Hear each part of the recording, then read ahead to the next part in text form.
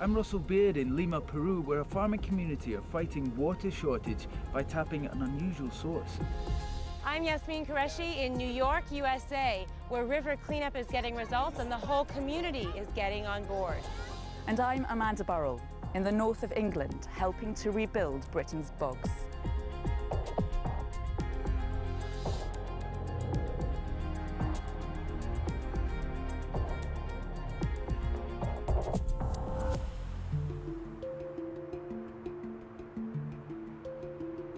Lima is the world's second driest capital city, and more than 1 million of its residents are without access to running water. And while annual rainfall is less than 4 centimetres, humidity levels are regularly up to 98%. I'm Russell Beard, and I've come to Lima to meet a community who are taking advantage of this abundant resource. Aproximadamente en el Perú hay 10 millones de personas que no tienen agua ni desagüe, especialmente en la parte de la costa. Esto puede empeorar porque los glaciares están empezando a desvanecerse. Entonces no está bien el buen aprovechamiento de del agua de los glaciares, ¿no? What's this truck? Eso se llama camión cisterna. Son los que proveen el agua a las zonas más altas. So that vehicle there is going to drive up and service all of these houses up here. Estos carros solo vienen 1 a 2 veces por semana. Wow, it's an incredible place, isn't it? These houses just built right into the cliff sides. You can barely see the tops of the hills from this dense fog. But this dense fog is at the heart of this water shortage solution. In the arid hills that surround Peru's overpopulated capital, a community of farmers are now fulfilling their water requirements by building basic fog nets that Paulo and his movement are helping to implement. Hoy día vamos a ir a trabajar. Tú me vas a ayudar. Hemos traído 2 atrapanieblas para implementar. 2 más. Okay, I understood that. Trabajar. Dale, Eusebio. Leo Artemio. El lugar es bastante húmedo, tiene buena acogida de neblina. Cada usuario tiene su atrapaniebla, así como usted ve uno por allá, otro por allá, otro por allá. A fog net is simply a fine nylon mesh suspended between 2 wooden posts and positioned to face the prevailing wind. When fog is blown through the fabric, it condenses, forming water droplets which drip into a plastic gutter and collect in a large storage tank. Condensing moisture from the air isn't a new idea. In fact, nature's been doing it for millions of years. A las plantas le cae a las hojas la neblina, la humedad chorrea. Todo esto hace que se humedezca. Ahora con las atrapanieblas ya nos ayudamos. Hola. Es para que nos apoyen. Ajá. A la señora, ¿sé que llama para qué cosa? Well, it's actually quite warm. You can see the sun's coming out now. But I'm told that, like clockwork, the fog will be back again this evening. Sigue, sigue. Todavía no lo ponga. A la voz de 3. ¿Cómo no? Un templador se va para la izquierda, otro para la derecha, vamos. Agarra, don Goyo. Vaya. Esto ya está en su posición. Entonces, la neblina viene, choca acá y empieza el goteo. The fog will come tonight and our fog net will do its job. And we should be able to come back tomorrow and hopefully see some water in here.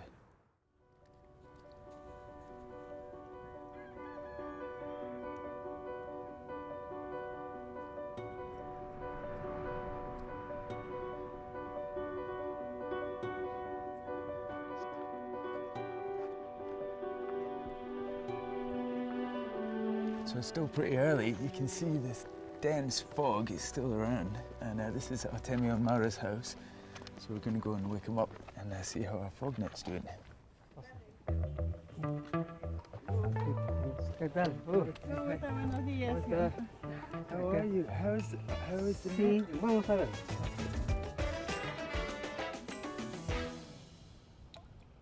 For one night, maybe 10 litres? It's not bad. Bear in mind that's out of thin air as well. Ese es para empezar. Esto recién estamos empezando. Ahora, de acá a 15 días, un mes, va a ser más cogida. It's already part full just from one night, but Artemio is saying that as the season develops, the fog will get thicker and this will fill up in no time because the cloud, sorry, oh, whoa.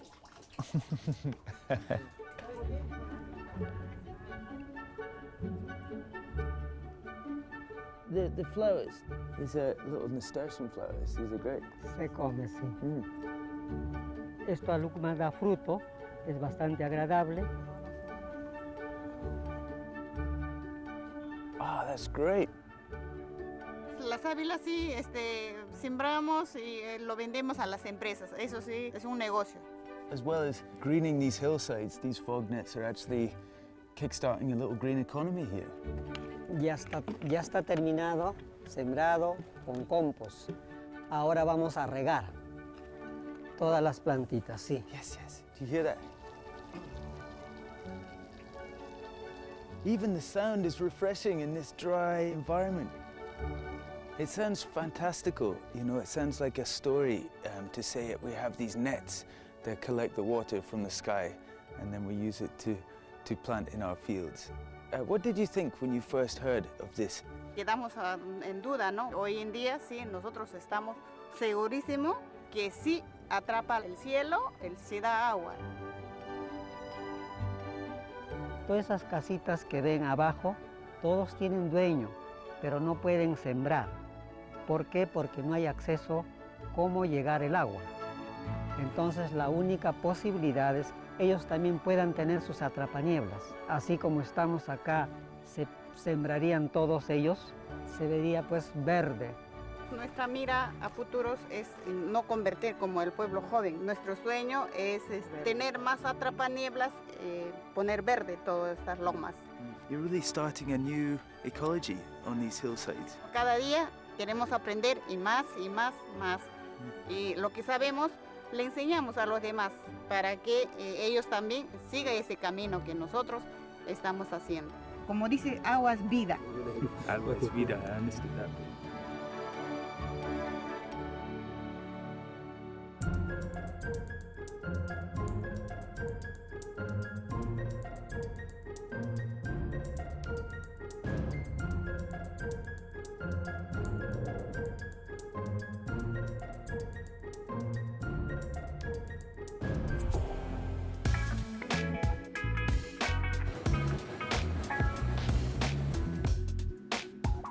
By 2050, it's expected that more than 2/3 of us will live in cities. And more people means more pressure on our urban waterways, which are being contaminated with everything from human waste to old cars and pollution from heavy industry.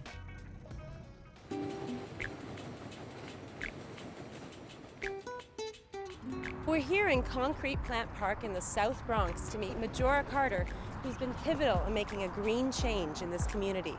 Hi, Majora, how are you? I'm good. Good, nice to meet you. Nice to meet you. So tell me, have you always been able to do this along the banks of the Bronx River? It feels like it, but in actuality, no. I mean, it's been only about a decade, since all the parks that you're going to be able to visit along the river have actually been here. The river runs through the South Bronx. The mostly Black and Latino neighborhood is one of the poorest areas of New York City. And for decades, the Bronx River was treated as an open sewer. Folks in the community really were feeling put upon. We were literally the repository for many environmental burdens that mostly people that were wealthier and or whiter within New York City didn't have to deal with. And I thought, what we really need to do is reclaim a piece of the land for something that's for us and also use it for our benefit and enjoy it. Community leaders like Majora Carter teamed up with the city and the Parks Board to clean up the river one piece of garbage at a time. Together they removed 675 tons of trash, 30,000 old tires, and 89 dumped cars. It literally took an army, and even the National Guard was involved. I had to help folks in the neighborhood understand that, one, there was a river here. And then we also had to help people understand that the environment was not something that was out there you know, in some other part of the country, but it was right here in their backyard, and we actually had this amazing natural resource that if we were strategic about it, we could use it as an educational, as an economic, as you know, as a beautiful space, a recreational place for us to be a part of. And that was something that I don't think anybody really thought you could find in a poor community of color.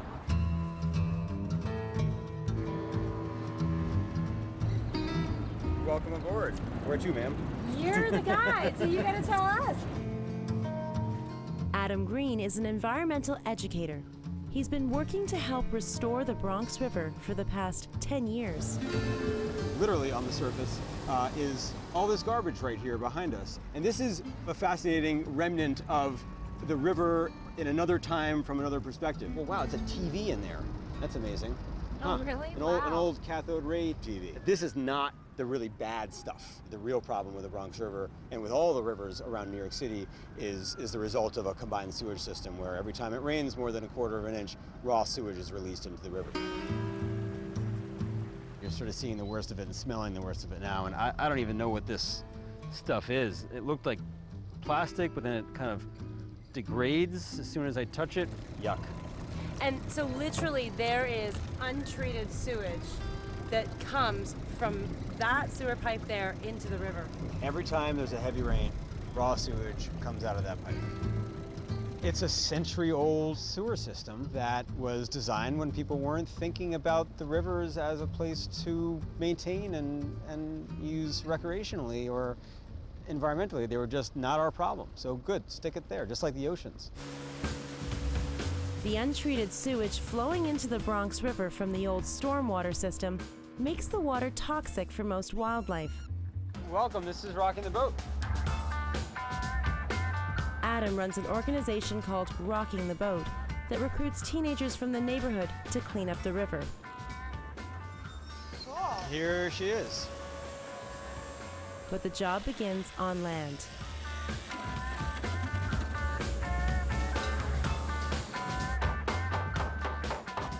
What's the connection between boat building and cleaning up the river? Well, the way we clean up the river is by getting out on it. You know, well, why are we building boats? Well, we need our boats to do all the science to bring the river back to life.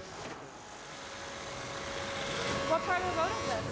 This is the bulkhead. This is what's gonna keep the boat absolutely watertight. If the bulkhead isn't watertight, then you risk the boat sinking, which you really don't want to have happen. So it's important that you don't mess up here. All right, so no pressure on me, right? Yeah. Okay, let's do this.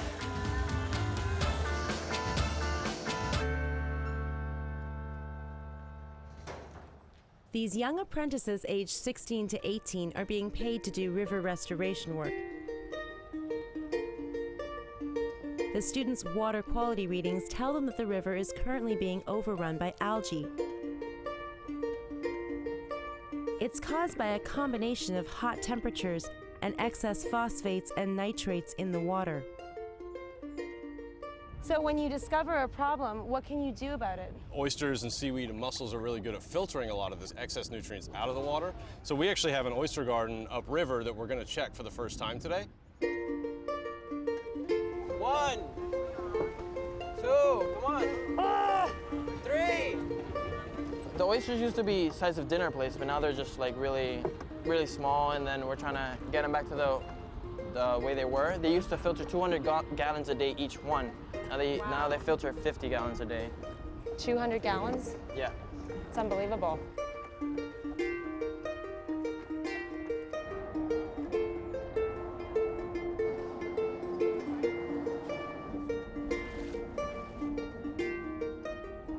Each of these oyster cages are basically a test site for possible reintroduction sites.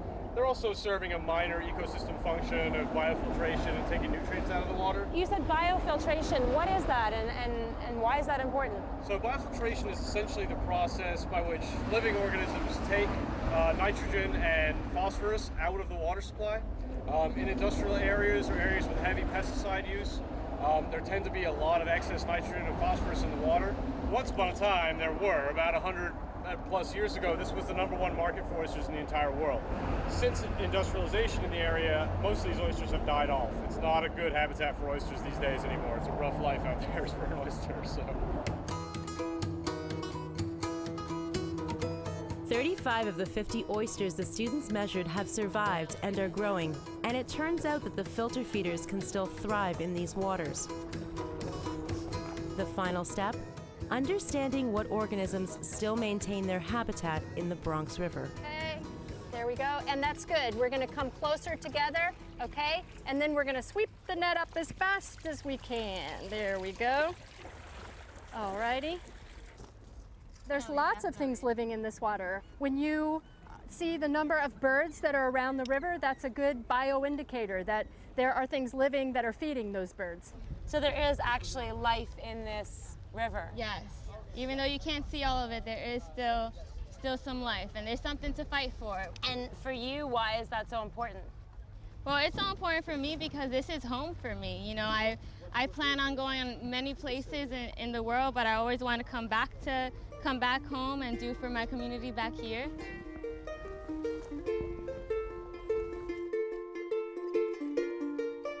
In poor communities all over the country, I don't care what color, we are taught that we have less value, that we have really nothing to contribute. And when you give people an opportunity to do that, and they do, their sense of self, their sense of power becomes such that they can go on and do all sorts of great things in their lives.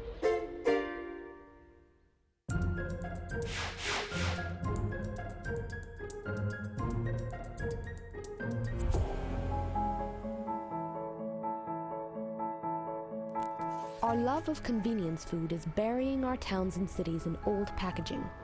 Millions of dollars worth of plastic wrapping, cardboard trays, and aluminum cans litter our streets every year. One way to cut down on this waste is packaging you can eat. Brazilian burger chain Bob's came up with hamburgers wrapped in edible paper.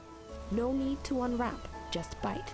Inspired by self-contained food in nature such as plums and apples, a company called Wikifoods has designed on-the-go food that comes encased in its own tough, edible skin with a shelf life to match conventional products. These range from gazpacho soup in a tomato skin to grape-like espresso shots. The skin is made from food particles held together with a gel-like material containing, for example, algae extract or chitosan, a complex sugar derived from shrimp shells. Wikifoods' first product, an ice cream encased in a skin of hazelnut, peanut, or coconut, can be passed from hand to hand without spoiling and then rinsed off under a tap, in much the same way that we eat apples. A group of European companies is working on an edible antibacterial coating for fresh meat, which aims to eliminate the need for plastic vacuum packs and prolong shelf life. In the UK, consumers spend more on meat than any other food, yet throw away over 500,000 tons every year.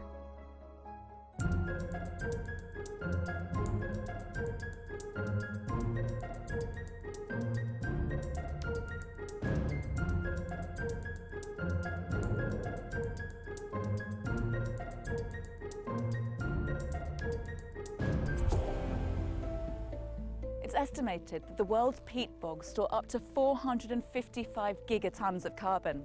But the ability of these living landscapes to fix and store atmospheric carbon dioxide is being undermined by industrial pollution, agriculture, and the use of peat as fuel. I'm Amanda Burrell, and I'm in the Peak District of England, where an environmental restoration group is trying to halt this destruction and to bring these bogs back to their former glories. Hello. Hi. Chris. Cheers, yeah, Amanda. Hello.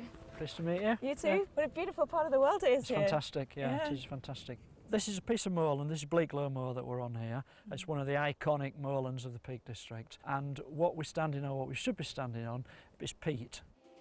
Peat bogs are formed from the remains of sphagnum moss plants, which do not decompose in the waterlogged conditions. But this sphagnum is very sensitive to air pollution, which kills the moss and results in less new peat being formed. This also means that the bog loses a vital layer of protection, resulting in the erosion of the existing peat. All around the world, peat is a vital store of carbon, and this erosion releases carbon dioxide and accelerates climate change. This piece of peat we stood on here is exposed. There's something going wrong if there isn't plant material growing on the top of it.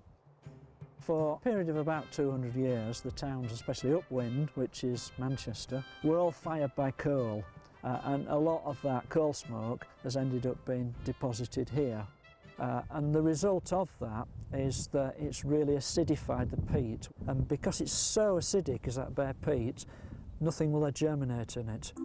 Well, what we've got here is a small patch of sphagnum moss, which has taken quite a bit of finding. And actually it feels completely different standing just on this tiny patch. Yeah. It's wet and soggy, and I think I'm about to get a bit of a wet boot, actually. What's so important about sphagnum? Well, sphagnum's really important because it's a bog building plant. So all of this peatland landscape that we're stood in has been formed by this little plant. The challenge is to try and reintroduce sphagnum and encourage it to grow all over the moors again, is it? It is, yeah. It's very difficult to get sphagnum to recolonise because it spreads vegetatively, and that's too slow for us because it'll take hundreds of years to recover these areas where it's disappeared from. Vegetative reproduction is a form of asexual plant reproduction. To combat the slow rate of growth, a company called Micropropagation Services are developing innovative techniques to help return the moors to their natural state. Hello, you Neil. Hello. Amanda. Hello, good to meet you. Reintroducing these native species helps stabilise the bare peat, slowing down the rate of erosion. So these are called plug plants because they're literally kind of blocking the disintegration of the moor. They're actually called plug plants because of the plug of compost that they're grown in. Oh, sorry. Once an area of moorland is stabilised, the real difficulty is then getting sphagnum moss growing again. Neil and his team have developed a pioneering technique which involves growing the sphagnum into beads, which can be spread across the moors. There we are. This is one of our growing rooms. Yeah, really high-tech jam jars. We eat a lot of honey around here. Okay. So why have you brought me here? Okay, well this is where the sphagnum starts off its life in the production process, and here we have some cultures of sphagnum just beginning to grow quite nicely. Taking it out of this jar and trying to plant it would be extremely difficult, so the bead technology is the critical bit.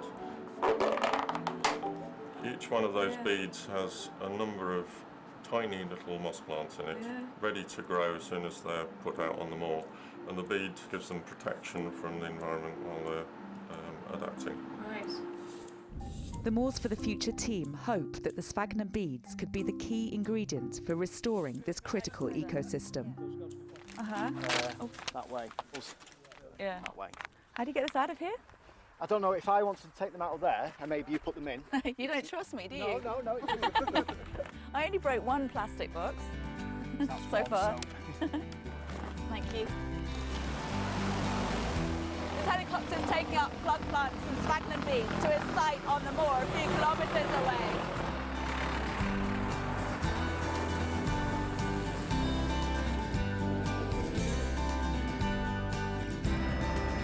We're taking the sphagnum and the plug plants to pretty inaccessible areas. So the best way of getting there is up in the air. From the sky, it's easy to see the scale of the issue, with huge areas of exposed bare peat. Already, the team have planted 500,000 plug plants. Once these have stabilised the bog, the next step is to spread the sphagnum beads. Hi, Chris. Hello. Look what I've got. Oh, jolly good. That's just what we need. Well, it's amazing to think that these tiny little things have got the power in them to reverse those 200 years of pollution damage. Yeah, it's fantastic, Yeah. isn't it? So it's just a case of putting... simple. Yeah, that's simple, really. 200 million beads have already been scattered, and the aim is to restore 2,000 acres of moorland by 2015. We will be able to reintroduce sphagnum now into this environment and bring it back into a state fairly close to where it was before atmospheric pollution started wrecking it, really.